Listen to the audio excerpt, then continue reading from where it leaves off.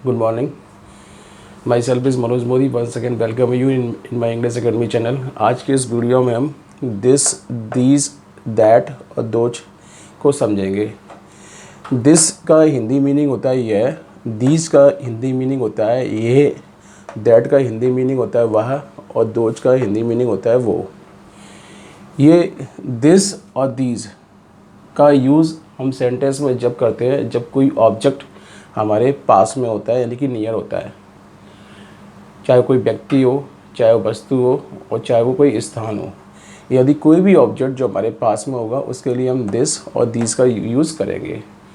लेकिन अगर ऑब्जेक्ट दूर है, हमसे फार है, तो ऐसी कंडीशन में हमें दैट का या दोज का यूज़ करना होगा. इनका यूज़ हम इस आधार पर भी करते हैं. अगर टेंस प्रेजेंट है तो हमें दिस और दीज का यूज़ करना है, और टेंस अगर पास्ट है तो हमें दैट या दोज का यूज़ करना है. सिंगुलर केस में दिस और दैट आएगा, सिंगुलर केस में दिस और दैट आएगा, और प्लूरल केस में दीज और दोज आएगा. फॉर एग्जांपल इस सेंटेंस में देखिए, car is costly, car is costly. यहाँ पे कार जो है सिंगुलर है, साथ साथ इज़ यहाँ डिनोट कर रहा है कि ये प्रेजेंट टेंस है. इसलिए इस सेंटेंस में, प्रेजेंट टेंस में, इस सेंटेंस में हमें प्रेजेंट टेंस होने की वजह से और सिंगुलर नाउन होने की वजह से दिस का यूज़ करना पड़ेगा. Come to the second sentence, cars are costly. यहाँ पे कार जो है प्लूरल है, आर प्रेजेंट टेंस को इंडिकेट कर रहा है. नाउन के प्लूरल होने की वजह से इस सेंटेंस में हमें दीज का यूज़ करना होगा. Come to the third sentence, who was girl. Was यहाँ पास्ट टेंस को डिनोट कर रहा है और गर्ल यहाँ सिंगुलर नाउन को डिनोट कर रही है. तो पास्ट टेंस में अगर कोई नाउन सिंगुलर है तो हम वहाँ पर क्या यूज़ करेंगे, दैट का यूज़ करेंगे. Come to the next point, who were girls.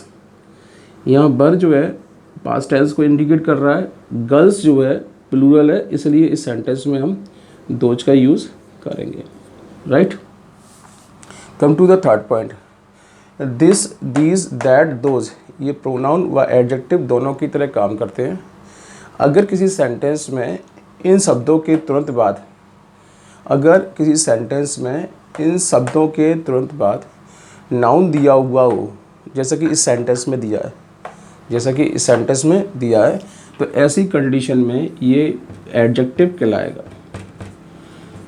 Right. अगर इन शब्दों के तुरंत बाद नाउन नहीं हो, जैसे कि इस सेंटेंस में दिस इज़ अ फैन, इस सेंटेंस में दिस के तुरंत बाद नाउन नहीं है, तो ऐसी कंडीशन में ये प्रोनाउन कहलाएगा. तो यहाँ दिस जो है वो क्या है, प्रोनाउन है. ठीक है. Come to the third example, I know that girl, I know that girl. Right. इस सेंटेंस में अगर कोई पूछे कि दैट यहाँ पर क्या है, प्रोनाउन है कि एडजेक्टिव है, तो सिंपली हम समझ सकते हैं कि दैट के तुरंत बाद यहाँ नाउन दिया है, तो दैट मीन्स यहाँ पे दैट क्या है, प्रोनाउन, दैट क्या है, एडजेक्टिव है. राइट. इसी सेंटेंस को अगर मैं इस तरह से लिखूँ, that was not my job, that was not my job, तो इस सेंटेंस में दैट के तुरंत बाद नाउन नहीं है, इसलिए दैट यहाँ पे क्या है, प्रोनाउन है. I hope you will understand what I have taught you. Once again I repeat you, this, these, that, those, ये चार शब्द हैं. इसमें एक थोड़ा सा कन्फ्यूजन रहता है. अगर कोई ऑब्जेक्ट हमारे पास में है तो हमें दिस और दीज का यूज़ करना होगा. अगर कोई ऑब्जेक्ट हमसे दूर है तो हमें दैट व दोज का यूज़ करना होगा. जैसे मेरे हाथ में ये पेन है, पेन मेरे पास में है, तो उसको बोलेंगे this is a pen, this is a pen. लेकिन अगर यही पेन मुझसे काफ़ी दूर पर हो, काफ़ी डिस्टेंस पर हो, तो ऐसी कंडीशन में मुझे बोलना पड़ेगा that is not my pen, that is not my pen, यानी कि वो मेरा पेन नहीं है. और अगर मैं ऐसे बोलता हूँ दिस इज़ माई पेन, तो यानी कि ये मेरा पेन है और मैं अगर ऐसे बोलता हूँ दैट इज़ माई पेन, यानी कि पेन मेरे पास में नहीं है, पेन मुझसे दूर रखा हुआ है, तो ऐसी कंडीशन में ये दैट जो है यूज़ किया जाएगा। सिंगुलर कंडीशन में हमें दिस यूज़ करना है, दिस और दैट। प्लूरल कंडीशन में हमें दीज और दो यूज़ करना है।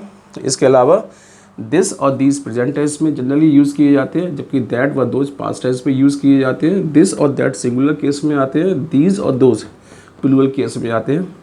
जैसे इस एग्जाम्पल में दिस कार इज़ कॉस्टली, यहाँ कार सिंगुलर है दिस आया, यहाँ कार प्लूरल है तो दीज आ जाए, यहाँ गर्ल्स सिंगुलर है तो दैट आ जाए, या गर्ल्स प्लूरल है तो दोज आ जाए।